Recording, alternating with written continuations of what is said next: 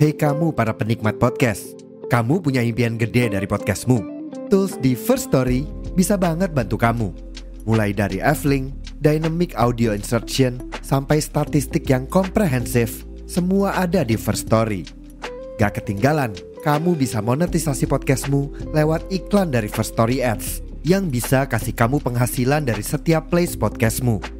Yuk gabung sekarang dengan klik di firststory.me. Sekali lagi, di firststory.me. Mari kita bawa mimpi podcastingmu menjadi kenyataan. Selamat datang di Optis, obrolan para tifosi sepak bola. Masih bersama kami, duo korporat kesayangan kalian semua. Bersama saya Reza Fiansyah dan kawan saya yang akan digeruduk fans Madrid karena beliau menyampaikan pernyataan yang kontroversial di Pinsport bahwasanya Napoli akan menggulung Real Madrid. Berapa? 4-1 lu bilang? 3-0 fix. Nggak ada debat 3-0. Mana ini ntar uploadnya Kamis, makin malu lah kalau kagak kejadian. Parah sih. Ini kita tag hari Selasa. Tag hari Selasa seperti biasa. Nah, kita sebenarnya pengen minta pendapat juga nih ke Bapak Aldi, tapi Bapak Aldi tidak bisa hadir bersama kami di sini karena ada kesibukan. Dia udah izin kemarin, katanya gua sibuk besok mau nonton petualangan Sherina. Iya, nggak apa-apa. Gue juga tadinya pengen nonton weekend, cuman terlalu lelah karena banyak aktivitas kehidupan. Tapi balik lagi bukan Napoli yang ingin kita bahas, bukan Milan yang kita bahas, bukan Juventus, bukan Persikabo, bukan PSG, bukan Al Ittihad yang tidak mau bertanding karena karena ada patung siapa ya kemarin ya, dan paling dahsyat karena dia merasa paling jago dan paling dahsyat. Ada patung ini Syiah, dia jadi nggak mau bermain. Sih? Ya lu kagak pundit nggak ngerti bola begini nih. Najis. Enggak, tapi antara Sunni Syiah ini nih agak keblinger menurut gua. Kayak udah. Yang kita mau bahas kali ini adalah ada musuh yang nyata gitu kan, ada kaum. Ya, jadi ada dua tim ibu kota yang masih belum menemukan konsistensi. Ya mungkin dalam kurun waktu kita udah tag kali ini mungkin cuma Roma yang udah sedikit menemukan pace-nya, biarpun tapi di tiga kali menang. Terakhir lawan Frosinone itu dia menang, tapi balik lagi itu juga dalam 3 pertandingan terakhir sekali menang, sekali seri, sekali kalah. Jadi juga belum bisa dibilang sudah menemukan konsistensi, apalagi setelah kemenangan 7-0 semua publik berpikir bahwa Roma nih, ya kan? Akan bangkit kembali ke era kejayaannya di mana Totti ada di sana gitu. Enggak sih. Ternyata memang dikasih selfie balik sama Junior Mesias. Dikasih kesadaran sama ini Dufan Zapata seri. Dufan Zapata. Sama kebobolan 4 sama Genoa. Junior Mesias batu. Iya, di tackle dari belakang yang kemarin ya. Iya, terus dia selfie habis itu. Terus ada yang komen-komen gitu, ini mahkotamu King. Waduh. Wih, ada. Emang boleh sejago ini. Sejago ini gitu. Mana lagi klub Lapadula juga lagi dulu ya, Genoa ya. Genoa iya. Genoa kan Genoa apa Cagliari ya? Tapi Genoa. Lapadula itu dari Pescara. Enggak, setelah pindah ke Milan. Dari Milan kan bapuk tuh. Genoa kan. Iya, Genoa. Betul. Iya, balik lagi ngomongin 2 tim ibu kota ini sebenarnya agak buat gua sih agak sedikit mengejutkan melihat sebenarnya kejutan lagi. Kayak bener-bener kata-kata terkejut tuh emang trademarknya bintang deh. Trademark bintang kan, langsung keingetnya Doi kan. Doi langsung. Parah. Langsung gue liat inget mukanya Doi pakai baju dinosaurus. Parah sih. Ya inget terkejutnya karena gue melihat bahwa sebenarnya spesifik Roma transfer yang udah dilakukan tuh salah satu transfer yang cukup fundamental gitu loh, mengisi pos-pos yang memang kekurangan di musim lalu gitu di pos. Gue mau nambahin dulu nih. Sebenarnya kalau dibilang kekurangan di musim lalu hanya striker sih yang akhirnya karena sempat badai cedera terakhir. Nah itu dia maksud gue, Roma ini tuh keropos di lini belakangnya sih Kong. Di lini tengah waktu itu sempat hilang sampai akhirnya lini belakangnya diambil dari lini tengah kayak siapa namanya Cristante itu kan sampai diplot jadi back tengah karena krisis di back belakang kan. Yang akhirnya gelandangnya juga jadi banyak mainin gelandang Primavera. Apalagi itu menuju final IWL itu benar-benar pemainnya ya kan. Terakhir statementnya Mourinho kalau lo ingat, bukan Mourinho banget itu. Katanya katanya Mourinho lo ingat gak di akhir musim pada saat sebelum kelar season, dia ngomongnya kalau memungkinkan gue bisa memainkan pemain dari tim Roma wanita, pasti gue lakuin. Ya karena memang saking kesulitannya gitu. Dia pemain. Dan di awal musim ini juga diperparah dengan badai cedera di lini depan gitu loh. Iya. Menyisakan sangat sedikit opsi pemain, akhirnya kan mengambil gue mungkin bisa bilang salah satu panik buying-nya di lini depan itu adalah si yang Belotti. dari pemain Iran. Siapa? Pemain Iran. Jahanbash, bukan. Bukan, pemain Iran yang Roma. yang dulu sama satu tim sama Xabi Alonso. Sardar Asmon itu kan itu dia sama, kalau Lukaku mungkin gue nggak bisa bilang panik buy lah, karena itu kan memang komoditi hangat di bursa transfer. Sampai akhir tuh masih komoditi hangat lah, biarpun memang diambilnya di ujung transfer window. Tapi kalau Sardar Asmon sih gue bisa bilang panik buy lah, karena memang di ujung banget lah Sardar Asmon tuh diambil. Tapi kan lo bisa lihat pembelian dia di awal musim cukup menjanjikan. Dika dia ambil, Hasan Awar dia ambil. Dika juga salah satu back yang cukup mumpuni juga kan. Pada saat diambil itu memang performanya cukup bagus dan free transfer seinget gue. Tapi kemarin lu jelek-jelekin. Oh iya, Dika kan gue merunut kan cerita gue kan, bahwa itu lini-lini yang dicoba sama Mourinho untuk ditutup Dika lah. Karena kan memang mesti diakui lini belakang. Ya, dan Renato Sanchez sih. Renato Sanchez si kaki kaca yang udah cedera lagi pada saat audio ini di-tag, dia cedera lagi. Cedera lagi dan Dybala pada saat audio ini di-tag juga kemungkinan di Kamis nggak bakal dimainkan karena ada statement dari Mourinho bahwa ini anak nggak masuk di kepalanya. Iya, lebih kepada kayak sebenarnya itu ya bahasa tinggi lah ya sebenarnya, tapi pada intinya secara fisik Dybala tidak memungkinkan untuk bisa dimainkan. Ya berarti memang mesti diakui, dan ini juga statement Mourinho yang dikeluarkan pada saat menang 7-0 lawan Empoli. Dia bilang, gua nggak impress dengan pertandingan. Gue menang besar tapi gua nggak impress bahwa secara fitness juga pemain-pemain ini tuh belum sepenuhnya pulih gitu loh. Ya bisa terbukti lah bahwa Renato Sanchez akhirnya cedera lagi, Dybala juga akhirnya belum benar-benar pulih gitu loh. Jadinya ya menurut gue itu mungkin ada area-area di pranknya juga kali ya, bahwa dia beli pemain ternyata tidak sesuai dengan harapannya. Tapi kalau menurut lo gimana? Kalau menurut gue emang Mourinho juga di musim ini masih ngeracik sih pemain-pemainnya. Ini juga bukan pemain-pemain kelas atas ya yang biasa dilatih sama Mourinho. Dan juga ya adaptasi menurut gue bukan adaptasi pemainnya sih, tapi gimana pemainnya mengeksekusi taktiknya Mourinho ini tuh nggak maksimal gitu. Menurut gue Mourinho-nya ini juga udah memberikan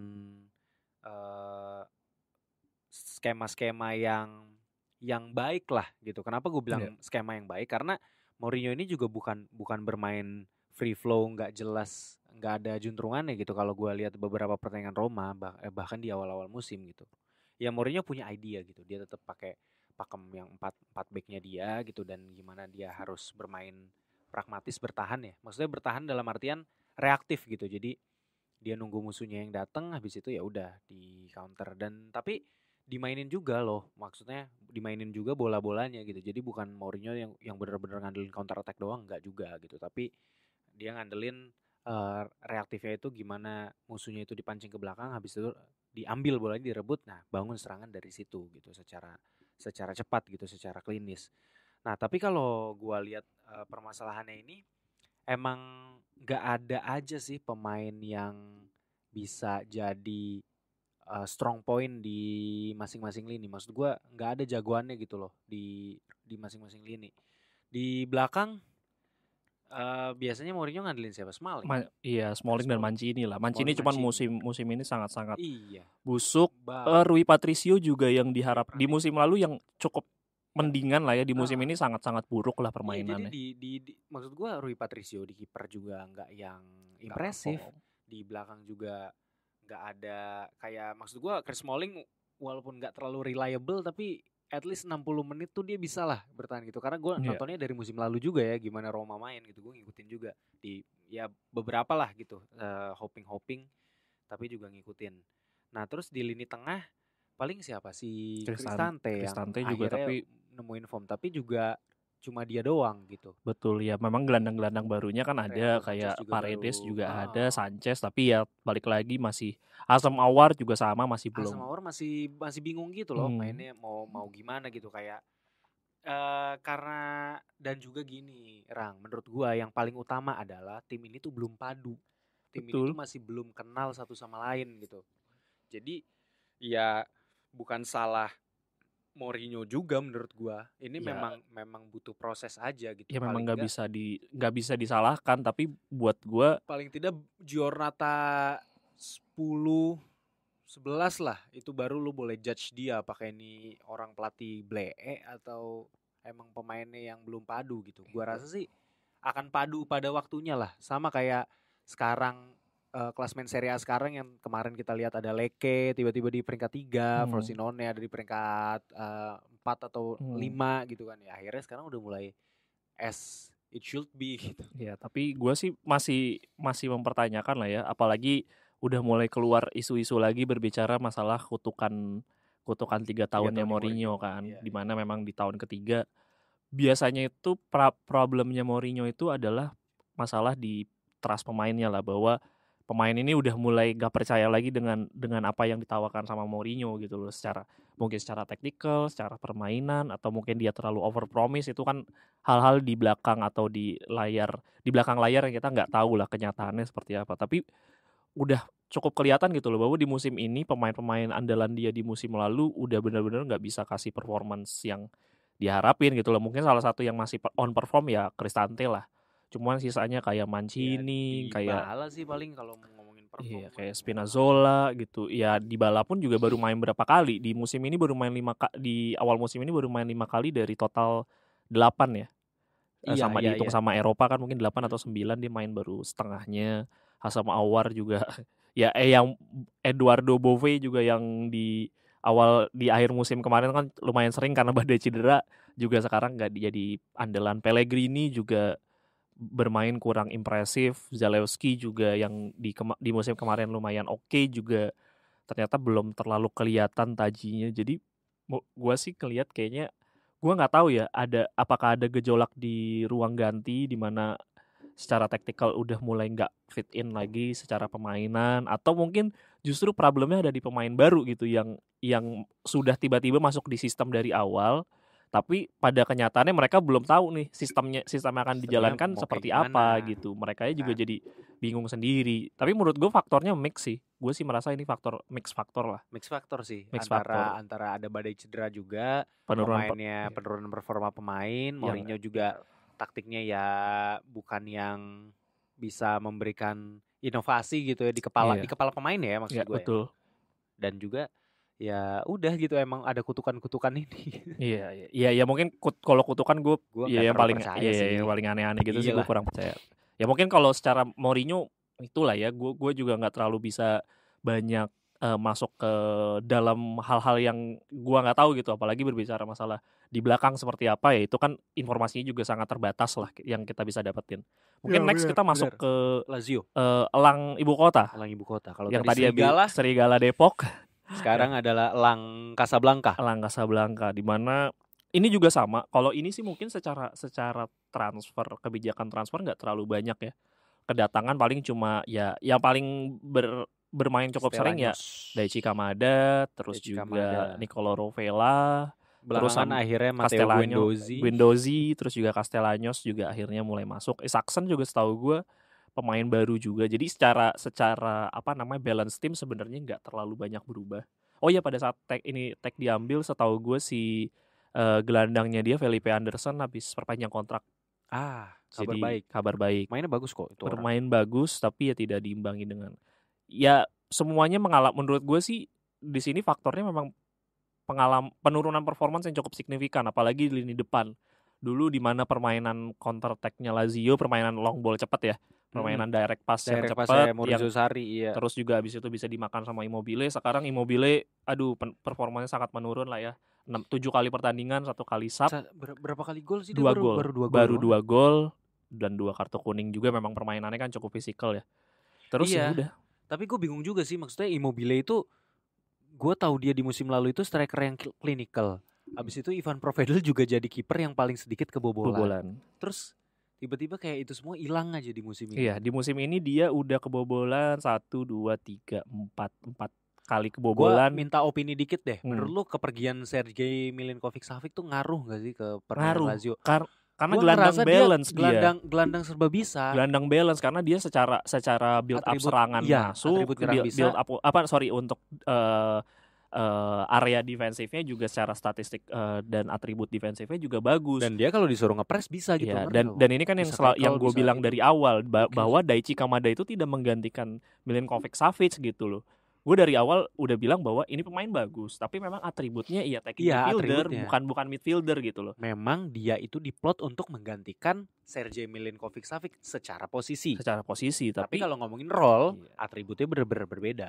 dan kalau Iya kan? lo inget mungkin kalau di sini ada teman-teman yang fans Lazio juga kalau aware secara taktikal di gelandang itu hampir semua pertandingan pemainnya itu gonta-ganti. Iya. Jadi kadang Nggak Guendouzi, pernah. Iya. siapa Rovella sama mungkin Luis Alberto, kadang juga Kamada, Cataldi sama Alberto, kadang siapa lagi masuk lagi gitu loh. Iya. Jadi secara gelandang ini kayaknya Sarri juga masih belum menemukan pattern yang dia inginkan gitu loh. Belum Itu ada dia. gelandang utama. Mungkin yang kalau gue bilang gelandang utama ya mungkin Luis Alberto lah ya. Luis Alberto Karena dia sama- selalu bermain gitu loh. Tapi terkadang sama juga si Felipe Anderson. Felipe Anderson Ah. itu tapi kan dia agak ke depan kan. Jadi Iya, nah iya. sayapnya yang mungkin masih sama gitu ya, Zaccagni di kiri, kanannya Felipe Anderson, striker yang udah mulai agak berubah nih. Castellanos sekarang terakhir udah dapat posisi starter kan. Dan bermainnya cukup impresif biarpun ya belum menghasilkan gol. Tapi ya gelandang gonta-ganti ya, kadang Vecino, kadang Gua ngerasa penyakit Lazio ini tuh di gelandangnya sih. Kalau lu lihat pertandingan terakhirnya dia lawan Milan, itu disarray-nya itu bener-bener di lini tengahnya tau gak lu? betul.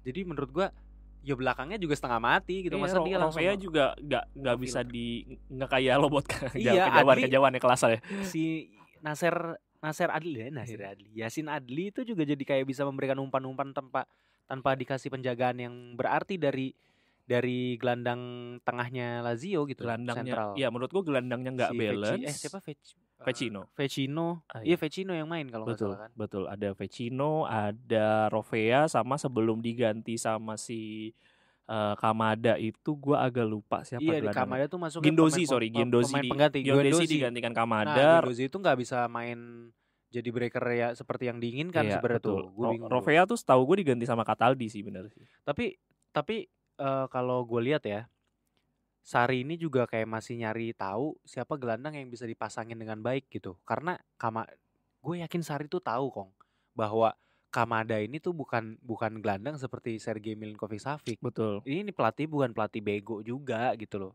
Bukan pelatih abal-abal. Kalau dia pelatih abal nggak bakal ditarik sama Chelsea gitu. Oh, setuju. Nah, sebenarnya Lazio juga nyari trio di lini tengah kan. Iya, betul. Karena Tapi mencari nggak, penyeimbang. belum. Siapa yang bisa ngancurin di lini depan, siapa yang bisa nyimbangin antara defense dan attack, dan siapa bisa ngebantu dari defense ke mid-nya gitu. Iya, Kalau Napoli benar. di area belakang ke tengah ada Lobotka, dari tengah ke depan mungkin ada yang bagian mengacak-acak ada si Zhang Anguissa, dan secara posisi attackingnya mungkin diisi sama si Zielinski.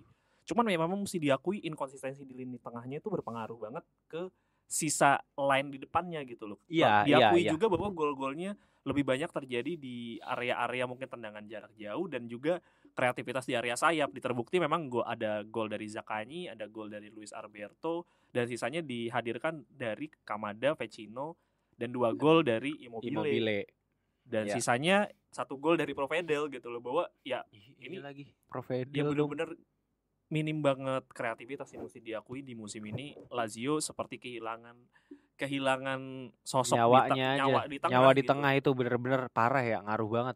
Sangat berpengaruh. Dan sebenarnya berpengaruh juga karena pemain-pemain tengahnya yang sekarang gak perform parah Betul, banget betul. gitu. Jadi Secara atributnya SMS tuh belum ada yang bisa menyamai, bahkan mungkin menggantikan udah pasti nggak bisa menyamai. Dan level permainannya itu tuh emang lain sih. Dan SMS mendekati itu pun juga enggak gitu. Menurut Jadi gua itu problemnya sih. problem banget gitu. Nah, ini ada segmen baru juga nih Ya, dari kita ya kan. Yoi. Karena kita lagi membahas Lazio, ini juga berkaitan sama Lazio nih, menarik nih. Lazio dan Roma lah, tapi sekarang Iya, kita masuk ke Lazio dulu ya, Lazio Yoi. dulu. Jadi ini adalah segmen baru yang bernama Merda, merangkum data.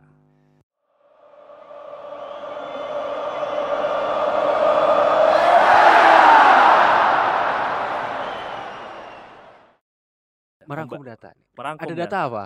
Sebenarnya bahasnya Ini harusnya ini cocok Aldi kalau data-data Iya, gini data-data nih. gini Data sebenarnya fakta faktanya gini nih Aldi. Aldi. Cuma dia lagi nonton petualangan Sherina, dia lagi Iya. ngelepas orang hutan di Kalimantan dia. Nah, membahas tentang Lazio. Ding, ding. Ya kalau ngebahas tentang Lazio sebenarnya perbandingan dari gue mungkin akan sedikit membandingkan dengan musim lalu, di mana sebenarnya di musim ini dengan tactical yang sama menggunakan 4-3-3. 4-3-3 ya. 4-3-3 Ya, dalam sama. 7 pertandingan terakhir ya. Biasanya dulu Milinkovic Savic tuh di mana sih, di tengah ya? Di Apa tengah di betul. kanan? Apa Seharusnya biasanya di dia tengah, di tengah. Jadi kalau di posisi 4-3-3 itu di posisi yang tengah yang lebih agak ke depan. Jadi nanti penyeimbang itu biasanya di area kiri Vecino atau Cataldi yang bermain lebih ke belakang, Alberto yang lebih kreatif lah ya. Ya, Luis Alberto yang Dan memang lebih biasanya kan terjadi banyak gol-gol tendangan jarak jauh kan pada saat eranya Milinkovic Milinkovic Savic. Savic, dia Betul. bisa nendang dari luar kotak penalti memang. Betul. Ya, kalau berbicara masalah data, jadi perbandingan performan di musim lalu berdasarkan rating yang gua dapetin di WhoScore ya. Itu semuanya mengalami penurunan dan di musim ini tidak ada pemain yang menyentuh rating di atas 7. 7 itu kan bare minimum banget kan. Kalau Iya, KKM tuh 7 KKM, tuh SK, iya. lulus gitu kan. Jadi pemain yang dengan rating paling tinggi itu ada di Luis Alberto dan Zaccagni. Zaccagni. Sementara rating terendah itu dihadirkan oleh back-back sayapnya mereka, Marusic dan juga Hisac sama Cataldi. Nah, itu mengartikan apa? Itu mengartikan apa? Bahwasanya, dan ini juga sangat inline dengan karakteristik data yang dihadirkan sama WhoScore, di mana weakness-nya yang dihadirkan dari Lazio itu adalah defending, weakness point-nya adalah kelemahan untuk menahan serangan dari area sayap. Berarti kan sangat sudah bisa dibuktikan dong. Udah terbukti Dengan dari pemain dengan rating yang paling rendah di itu area back sayap. ya. Apalagi poin kedua weakness-nya adalah sangat lemah menghadapi mendefense terhadap pemain-pemain yang punya skill tinggi. Maksudnya kayak bisa gocek-gocek ya. Bisa gocek-gocek. Makanya kemarin dimakan sama Leao. Nah, itu dia. Dan Leo ini sangat assist. merepresentasikan hasil Lazio dan Milan kemarin, di mana di areanya Marusic itu benar-benar habis lah ya kan. Kemarin Bener. Marusic dua kali kena dan memang Kena tidak ada yang gocek. melakukan Double cover iya kan, double cover gitu. Double ada cover dua. kayak main tinju, double cover. Pokoknya tidak ada yang melakukan cover lebih Iya, nggak ada yang double lebih team dari lah. 2 lah. Iya. Padahal kita tahu Leao secara permainan seperti apa, dan ternyata ya tidak dilakukan yang seperti itu gitu loh. Berbanding juga dengan salah satu kelemahannya adalah protecting the lead. Jadi mereka ketika unggul nggak bisa mempertahankan keunggulan lebih lama. Ini terbukti dari beberapa kali ya. Tapi mungkin di musim ini nggak terlalu sering kejadian ya. Napoli kan terakhir pada saat menang lawan Napoli itu memang unggul, imbang tapi unggul lagi. Tapi ya mungkin yang bisa digambarkan lawan Monza itu udah sempat unggul terus kebobolan. Itu waktu lawan Napoli si Kamada lagi kesurupan Milinkovic Savic. Iya, Kamada membalas dendam karena kan terakhir di Frankfurt dibantai 5-0 kan. Vecino juga ini lagi mengeluarkan betul kesurupan Subasa. Ilmu terakhir lah. Tapi gue mau ralat tadi Milinkovic Savic maksudnya di tengah itu tuh gue kira kan dia di tengahnya itu sebagai pengatur serangan. Enggak, dia tuh sebagai box to box. Iya, ada dia di kanan apa? Di right central midfield gitu. Ya mungkin tergantung Itulah. dari positioning lah ya. Tapi intinya Milinkovic Savic ya mainnya free roam gitu loh, dia ada di mana-mana. Iya. Dan ini secara statistik. Jadi secara statistik Lazio itu secara penyerangan lebih fokus di area kiri, di mana kalau dilihat dari positional dan statistiknya itu, dan yang dari gue tonton sih memang Zaccagni terus. memang Zaccagni lebih fokus ke sana. Umpannya ke Anderson udah. Iya, dan memang 42%. Jadi lanjut, dari total 100%, 42% datang dari kiri, left area. Dan betul. Kalau dibilang dari action zones-nya itu memang lebih fokus dan lebih vokal di area tengah. Atau middle third. Jadi 43%. Jadi bisa dibilang bahwa harusnya lini tengahnya Lazio itu jadi poin krusial di timnya. Berarti jadi ada problem ketika kehilangan Milinkovic Savic sementara mereka permainannya limit.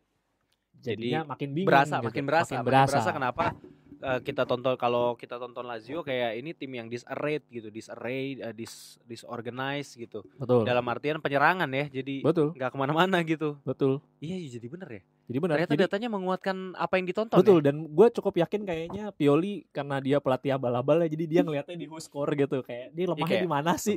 Lemahnya sama yang wing sama skillful. Udah Leo main lari dah sana. Kayaknya begitu. Iya, makanya dia main Leo aja. Iya, betul, mainin Leo aja sampai besok gitu kan. Tapi ya memang terbukti berhasil kan? Iya, terbukti berhasil sih. Jadi apa yang dikatakan oleh data jadi fakta gara-gara ini. Betul. Gitu. Dan Lazio di musim ini berhasil menjebloskan 7 gol, di mana ada 6 gol datang dari open play dan satunya datang penalti. Penalti kan. Dan kebobolannya 10 semuanya datang dari open play. Itu membuktikan bahwa memang defensive stance-nya memang agak membingungkan ya. Jadi iya, emang renggang banget. Renggangnya juga kayak antara gelandang sama belakangnya tuh kayak nggak ngobrol gitu loh kalau lu tonton. Pernikahan yang udah nggak solid ya. Iya benar. Terus kalau teman-teman juga di sini ada yang mendengarkan Optis dan juga menonton Pinsport, itu kemarin gua ada bilang tuh gua menyamar jadi fansnya Kyogo Furuhashi ya. Ya makanya gue bilang bisa jadi Celtic menang gitu. Memang gue pribadi sih berharap tim Serie A itu bisa melaju jauh lah. Iyalah. Gua nggak bohong gitu. Siapa tahu bisa All Italian semifinal kan. Iya, banget kan. All Italian semifinal berarti finalnya juga All Italian dong. Iya, ya kan maksudnya All Italian semifinal aja udah keren gitu. Udah keren, iya. Kalau final mah udah tinggal. Kalau final udah pasti Itali dong kalau gitu. Kan pasti Napoli ketemu Milan, Napoli juara iya. gitu kan. Nah, tapi kalau ngelihat dari permainannya ini ya ini bisa jadi makanannya Daizen Maeda dan si Kyogo Furuhashi ya mungkin dan juga si Hajeli ya Hyung Jun Lee itulah pemain Koreanya si Celtic ya mungkin the Korean guy Lazio mungkin secara data merdanya segitu aja. Nah sekarang masuk ke merdanya Roma. Merda. Jadi Roma sendiri ini gue tadi yang data yang gue kulik itu semuanya berdasarkan dari ini ya Serie A ya. Jadi kalau kemarin ada pertandingan Lazio yang Champions League 1 gol Provedel itu tadi gue nggak counting. Begitupun juga sama dengan lagi ini itu kan set piece. Iya. Lagi ini juga buka-buka TP ribet soalnya makanya gampang Serie A dulu aja. Nah Mourinho jangan buka kartu dong. Nggak apa-apa, teman-teman juga bisa, maksudnya bisa lihat sendiri gitu kan. Oh iya benar. Data kayak gini kan hal yang nggak susah buat dibuka gitu, whoscore.com gitu, tinggal buka aja. Benar sih, cuman gue mager aja. Mager, nah kan kita bantu rangkum aja. Iya. Nah sementara kalau Roma sendiri di 7 pertandingan Serie A tuh udah ngeluarin 3 taktik yang berbeda. Jadi yang pertama itu 3 Roma 7 pertandingan Serie A 3 taktik berbeda. Biarpun semuanya pondasinya dimulai dengan back 3, tapi ada yang pertama itu 3-4-2-1. Ini total pertandingan yang paling banyak. Iya. Dengan total ngegolin 4, kebobolan 5, tapi ininya paling balance karena menang sekali, seri sekali. Besar pasak daripada tiang tuh iya. Ceritanya. -1 tapi poinnya 4. Lumayan dong, menang sekali, seri sekali, kalah sekali. Semua diicip tuh ya, menang semua kalah diicip. sering dirasakan tuh. Nah, kalau itu. Ya, taktik yang kedua yang paling sering dipakai sama juga 3 pertandingan. Ini 3-5-2 di mana biasanya dia nge-pairing antara Lukaku Dybala, atau mungkin Dybala Belotti lah ya. Dybala Belotti. Ya. Jadi ini 3-5-2, tapi yang ini lebih agresif. Ini kayaknya salah satu taktik yang dipakai lawan Empoli. Jadi skornya 9, conceded-nya 4, tapi menangnya cuma sekali, 2-nya kalah. Jadi kayaknya kayak dia bilang, wah ini berhasil nih lawan Empoli, 2-nya bapuk gitu.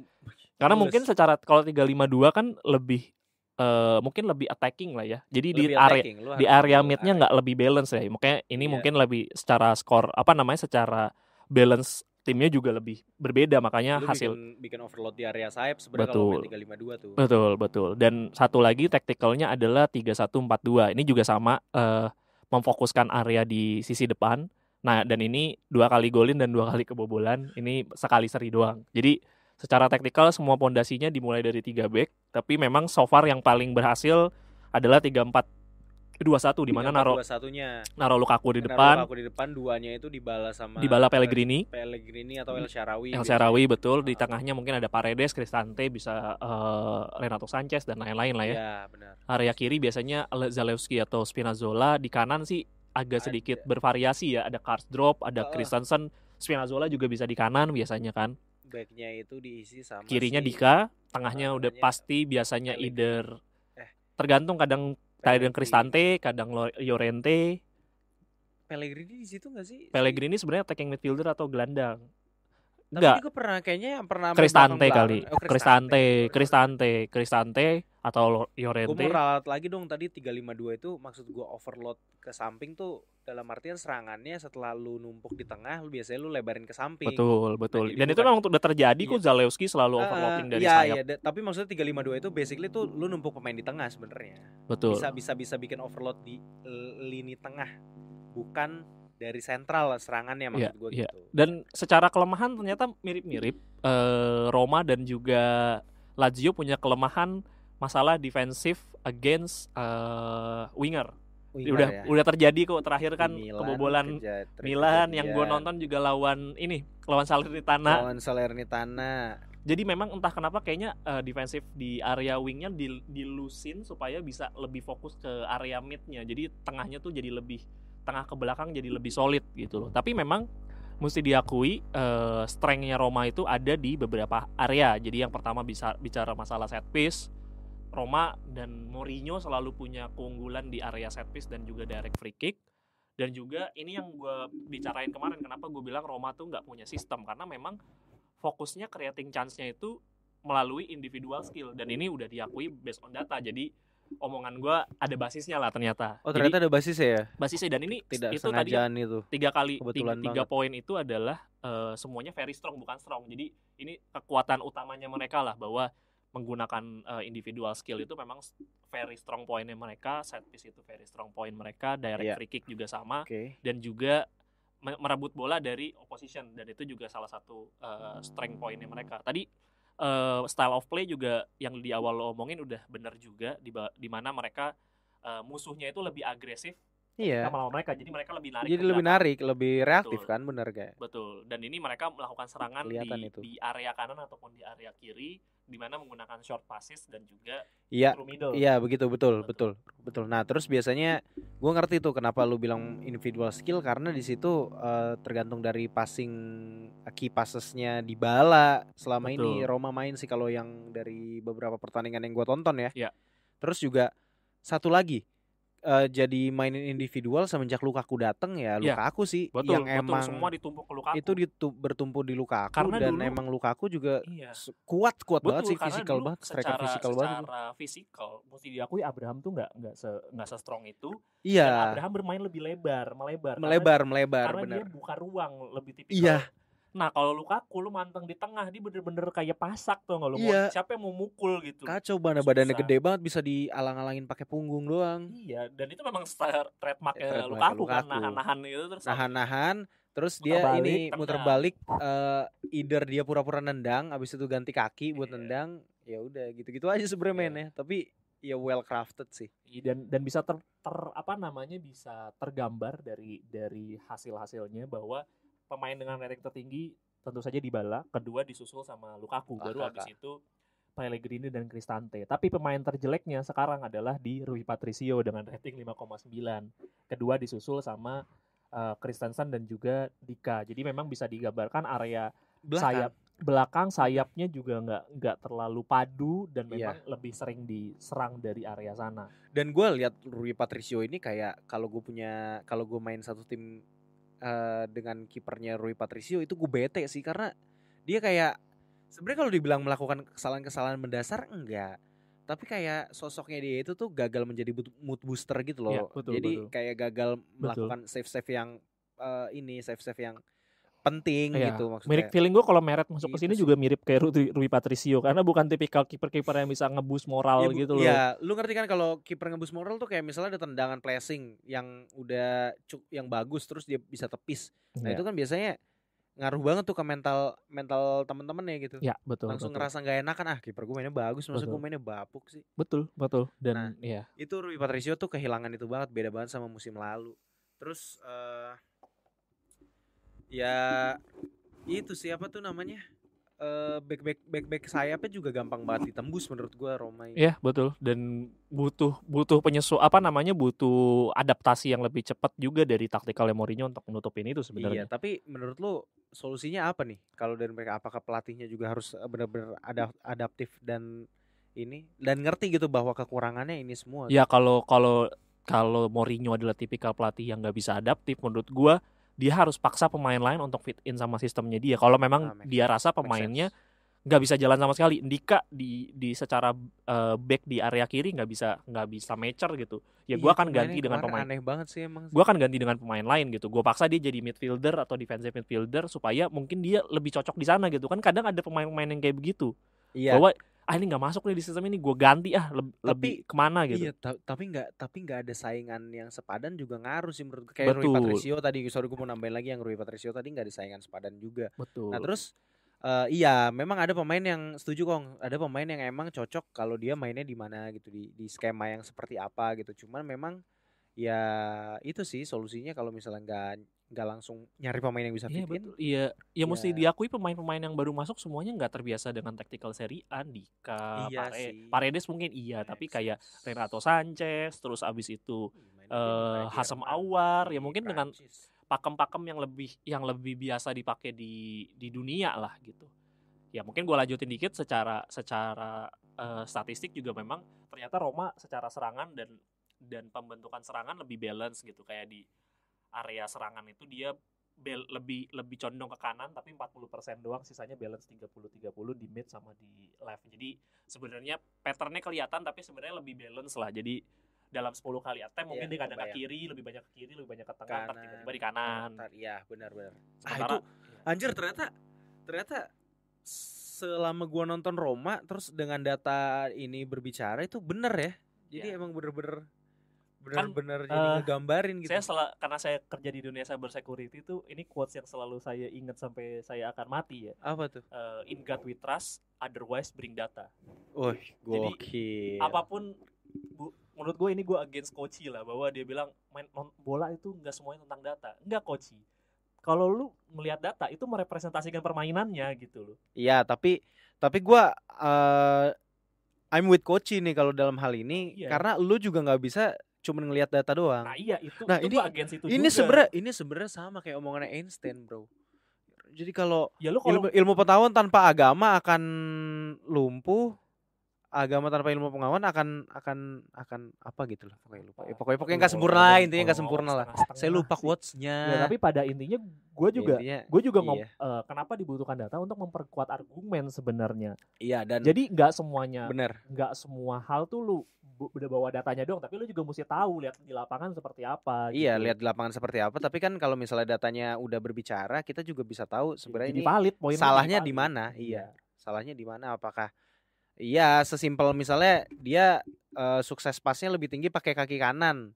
Nah, terus dia belakangan pakai kaki kiri mulu, ya kan, tinggal suruh kita jadi tahu gitu loh bahwa lu mah kayak kaki kiri mulu sih, pakai kaki kanan lu nih gitu. Ya menurut gue bukan gua setuju dengan konsep Moneyball juga. It's other thing, tapi buat gua nggak mungkin data bohong, intinya gitu aja. Iya, datanya itu nggak mungkin. Gue setuju. Data itu menunjukkan preferensi lu seperti apa, kesukaan lu seperti apa. Itu sudah terbukti di dunia politis juga masalahnya. Dengan Trump menang itu, dia mainin data gitu. Benar. Dia manfaatin data. Dan kalau di sepak bola ini ya juga apa yang lu mainkan di lapangan, datanya langsung keluar, ya udah. Dan sekarang kalau lo tahu di sepak bola itu ada role baru namanya data analis, data scientist-nya gitu loh. Iya, benar. Sport scientist-nya ada, performance analisnya ada, scouting analis, rekrutmen analisnya ada. Jadi sekarang itu benar-benar penggunaan data itu dimanfaatkan jadi suatu bahan baru untuk mereka mengconsider sesuatu. Dan menurut gue sebagai orang yang punya hidup di era teknologi, buat gue udah menurut gue salah lah ketika kita menutup mata kita bahwa teknologi itu tidak berperan apa-apa. Menurut gue sih bullshit sih. Dan gue setuju. Gue pernah nonton juga ini di Netflix tuh ada Sunderland Till I Die, kalau lu pernah nonton tuh.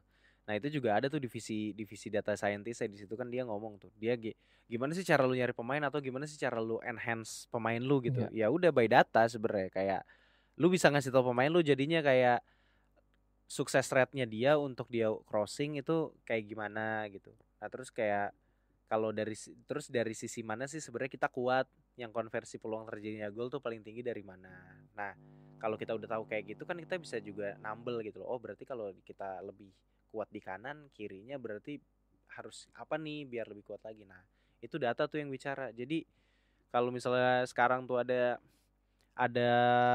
omongan-omongan yang data tuh nggak penting, nggak semuanya selalu soal data memang. Iya, Tapi semuanya juga butuh data Nah, sebenarnya. iya. Kalau terutama sekarang ya. ya lu untuk pengambilan keputusan tanpa data by feeling apa gitu Kan loh. ada di Indonesia kan emang based on suka-suka aja. Ya itulah. Based Jadi on local pride Iya. gitu. jadi itulah segmen Merda kita kali ini.